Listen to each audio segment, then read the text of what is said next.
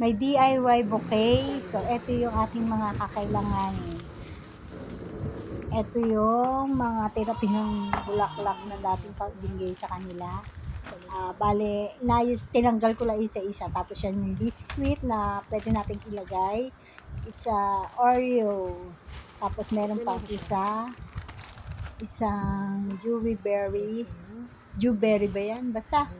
Yan yun. Tapos ribbon at yung mga nakuha natin dun sa mga bouquet na binigay sa kanila dati. Stick. Yun yung stick. Tapos ito, tutusok na natin siya. Sana sa mga bibigyan na ito, ma-appreciate mo. At sana okay lang sa'yo kasi DIY ko lang to. Idea to ng mama mo. So, bale, sinabi lang niya sa akin so na ito yung gawin ko. Kaya sana magustuhan mo. Yun lang.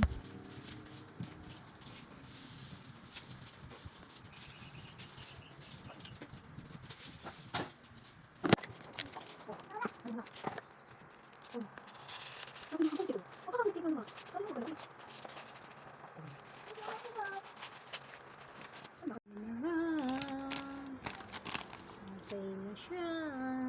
Ito na ating DIY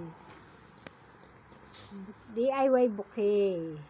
With biscuit siya, Oreo and dewberry. Then, itong mga bulaklak na to is kinuha lang din natin dyan. Yung mga dating gifts sa kanila. So, ayan, ginawa natin. Malapit na siyang matapos. So, antayin nyo. Ano siya ganun.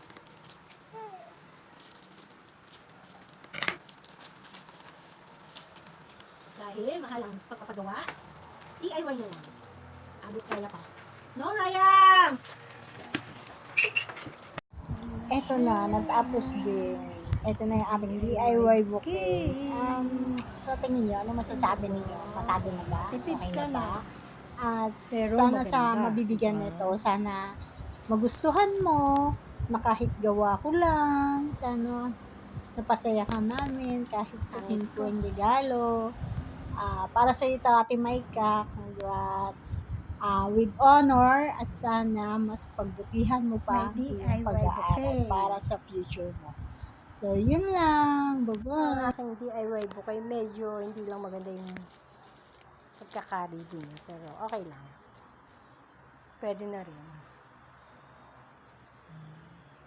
Diba? Pwede na.